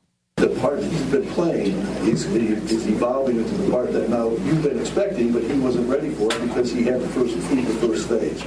So he's talking about the part that he's been playing is something like a part that he needed to play now. We weren't expecting. We weren't ready for. He wasn't ready to play this new part. And apparently, I think now he is. I believe he says the part you were expecting. I mean, you RNC insiders expected him to play a certain part and be presidential. But he wasn't ready for that. He wasn't ready for that. He didn't expect it. He didn't expect it, and so now he's going to start doing that. Now. He's playing a new role. More depth to the person, the real person. We'll see him in a different way. You're going to see more depth of the person, the real person, as time goes on. And then Chris Wallace comes on. Playing a part, see the real person. Trump has been campaigning for 10 months now, and we haven't seen the real man? What that clip was related to was a question that was asked talking about the settings that he was going to be in. No. On the campaign setting, you're seeing the real Donald Trump in campaign mode talking to people who believe in his candidacy. I was dealing with members of the Republican National Committee who have a different role from an organizational standpoint, and they wanted to know about things like, is he going to be giving speeches on policies? Is he going to be involved in settings that are not rally-oriented? And that was the context I was talking about. I'm sorry, that's a flat-out lie, and everybody knows it. And if you're able to ignore that and say, oh, right, that was about the setting. That's not about a role he was playing. So I'm going to ignore the words he said, and I'm going to go with the pretend fiction that was about the places where he speaks. What the hell are you talking about? That doesn't even make sense. That doesn't make sense. The whole comment was about the role he was playing. He goes to rallies instead of not going to rallies. Or instead of when have you ever seen? When have you ever heard in any political entertainment anything? When have you ever heard anyone say, "Well, you've seen Michael Bublé, at Madison Square Garden. But he was playing a role there. He was playing a role there. He's going to be much different at the Holiday Inn." What? And people who like Michael Bublé and are thinking about getting involved with Michael Bublé, then going up and saying, when is he going to start playing some smaller rooms? Right. And then they would want him to play the bigger rooms. Right. He's going to come in and play the smaller rooms and play heavy metal. So get ready for it. It's insulting. It's insulting. It is. Anyone's intelligence who's trying to apply it. And there was more. We were evolving the campaign, not the candidate, and the settings were going to start changing. Forgive me. It does seem a little bit like spin because, I mean, the words, the part that he's been playing, you'll start to see more depth of the person, the real person. You're not talking about rallies versus some other setting. I was talking about rallies versus that's not what you said. Well, in the context of that room, that's what I said, and that's what was understood. Wow. Yeah, except for the fact that that room leaked the audio to say that you said something different. Yeah. So the room obviously didn't agree with you. No. I mean, look. Now Donald Trump denied all of this over the weekend, but the audio hadn't really come out yet. So now you got a double lie going on. So this is the guy again who tells it like it is. This is the guy who's going to fight. This is the guy who might be telling it like it is, but won't be telling it like it is because now he's hired all of these Washington insiders. So he's hired all of these people, got rid of all of the people that he had, and put in all of these new insiders, 2 speechwriters, a guy to teach him how to use a teleprompter, and and change your and a strategy to show a different you. This is so. You're right. It's so great. Trump is to the public, to the voters, saying, "I'm always like Trump, but soon I'll be transitioning to a little bit more in control so I can win." And then he's telling RNC insiders, I've always been in control, presidential and in control. I'm just playing a role to those stupid people over there. So you have to decide. And he's doing it simultaneously. He's doing it simultaneously. He's also said that. He's also said it himself, that he can change very quickly. Yeah. Oh, you'll see. I'm going to change very rapidly. Oh, I know. So how many times do we have to be told this? Which guy are you? Which guy is the real guy? Which guy is the real guy? The guy who is telling you, I don't like the insiders, and I'm a free agent, and I am who I am, and if they don't like it, I tell it like it is. Or the guy who is saying, look, I'm not that guy. I'm not that guy. That's a role I'm playing to get people to go, and I didn't expect to win, but now I'm serious, and I'm going to play it the way you expect it. And you're going to see a different me here. So trust me. Well, which one is it? Should they trust him that he's going to be more presidential, or should the people, his supporters, trust him that he's telling it like it is and he doesn't care what the insiders say? Which one is it? My prediction, doesn't matter. Yeah, but Trump. Yeah, but. Yeah, well, it that's doesn't all matter. It doesn't matter. Doesn't matter. No, it doesn't. And you see that on every Facebook posting about the guy. It just doesn't matter. I'm listening to Ted or he's getting better and better because his message is so right. And I'm listening to him over the weekend. You know, you stream him on Facebook and stuff. Listen to these speeches, and they're nothing like that. They're nothing like that. They're all about, we have got to get the government out of your way because you are the secret to bringing this economy back. We have got to stop the regulation. We've got to stop the corruption in Washington. We've got to stop big businesses from buying the politicians. And the people who want that to stop are lining up behind the guy who is now a politician who bought the politicians when he was a businessman. You're expecting him to stop it when he did it. Well, he's got a change of heart. Wait a minute. That's what he said when he was the guy in the stadiums and the arenas, but now we have his people on tape saying that was just a role. He didn't mean that. That's just what he was saying to win at that point. Now you're going to see the real him. My gosh. Wow. I've never seen anything like this. No. Never seen anything like this. Any other piece of audio here we should play before we break, Pat? Yeah, I mean, there's hit the Ted, hit 146. Hit the Ted Cruz thing. Kurt Schilling was fired by the PC police for suggesting that grown men shouldn't use the bathroom with little girls. Guess who's joined the ranks of the PC police? People go, they use the bathroom that they feel is appropriate. Donald Trump can't be trusted with common sense. Why would we trust him in the White House? It's a good ad. Short and sweet, to the point. Now, here's what's going to happen. Here's what's going to happen. People are going to start going, when a woman has to wait for a ladies' room, and the line is really, really long, she's going to now cut into the men's line and go into the restroom with the men. So at stadiums, you're going to have women in the men's restroom. Guarantee it. Guarantee it. Now, what happens in those restrooms when everybody's all liquored up? That's what's coming first. Then also at the same time, what's going to happen is perverts, guys, straight guys, will go into women's bathrooms. Pedophiles will take their choice and go into either bathroom. They've already had that happen at some of the colleges that were pioneers in this little movement. Yep. Remember that? They had to change it back because that was happening all too often.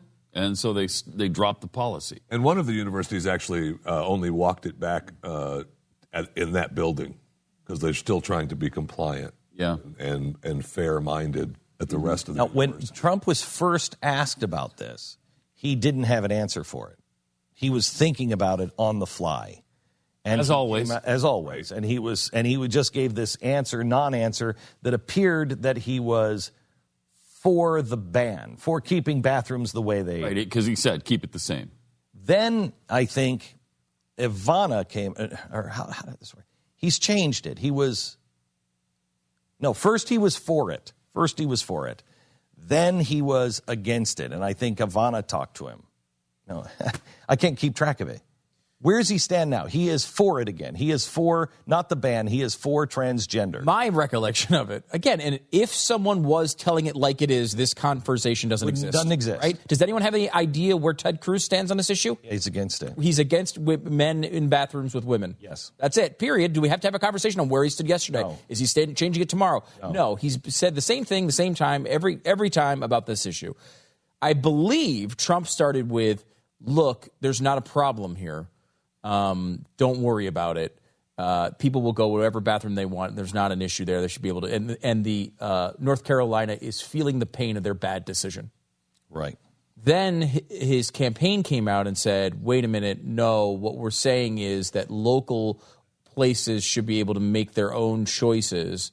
And then I guess, I hadn't heard the third one, but you had said he came back out again and said, now, well, they should be able to go wherever they want and we shouldn't do anything. If you remember, his first analysis was, I heard the best commentary from a commentator on the commentary channel, which said they should they should just do the same thing they've been doing. A rough quote, but pretty much what he said is a brilliant analysis he heard from a commentator was they shouldn't change anything. Which is bizarre because what it currently is a place where the law has passed. So to not change anything, in theory, would be to actually accept the new law. But he's, I think, meant go back to the way it used to be, which would be to change it. But, I mean, again, do we have any idea where Ted Cruz stands on that issue? Anyone? Yeah, we know exactly where he stands on this issue. Yeah. Mm-hmm. And I think we all know as people where we stand on this issue. I mean... This has nothing to do with transgendered anything. It has everything to do with common sense. But common sense isn't playing a role in politics at all anymore. It's not playing a role in almost anything. In anything, really, truly, it's not playing a role in anything anymore. Now some more interesting news from China. China's shift to local currency-based gold fixing is a culmination of a 2-year plan to move away from a U.S.-centric monetary system. What does this mean? This means that for 2 years, they have actively been putting in a local currency fixed on gold. So your province can, do your local currency, but it's got to be gold-based. This is a 2-year plan that has been to get the local economies away from a U.S.-based monetary system where the dollar is their gold. This is from a Bloomberg TV interview, very brutally honest. The guy, Hao Hong, said, by trading in physical gold, China is slowly chipping away at the dominance of the U.S. dollar. Gold, in particular, is one of the commodities that China is hoarding very hard. There it is. Now, we can deny it, but it is denying common sense, and it's denying what you see in front of your eyes every day. Read the important risk information and find out if buying gold or silver is right for you. I don't know. It's right for Russia. It's right for China. It's right for India. It's right for Germany. It's right for any country that is actually not denying the reality. The West, it's screwed. The United States, the almighty dollar. The full faith and credit of the United States government stands behind it. How much faith do you have in the United States government? 1-866-465-3546, 1-866-GOLDLINE, 1-866-GOLDLINE or goldline.com. This is the Glenn Beck Program. Mercury.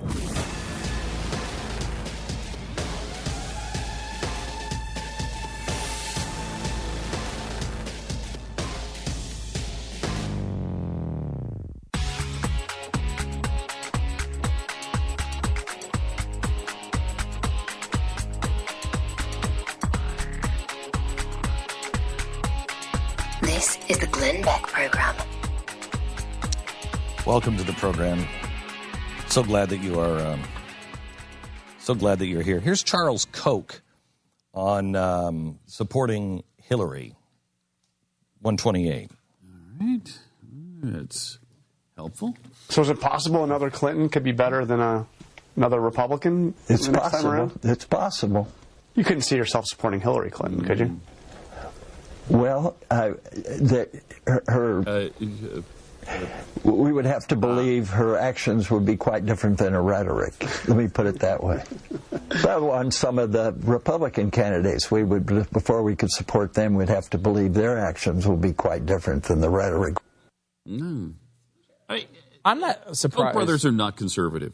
No. We finally, we've said it many times, but the Koch brothers are not conservative. Well, they're libertarians. They wouldn't consider themselves conservative, and they're kind of liberal libertarians too. They don't like me at all. Yeah, no, David is. They're not particularly religious. I don't even know if they're. No, I think they're a little. Atheist. Yeah, no, I don't know. I think they're just agnostic. A little hostile. Yeah, they're a little hostile to religion. That's why they don't like me. They're also pro-abortion. They're also pro-gay marriage and all that stuff. Is that the reason they don't like Cruz? Because I can understand. They're not going to like Trump or Hillary. That's obvious. But I think why Cruz is close enough to a libertarian. Yeah, he's the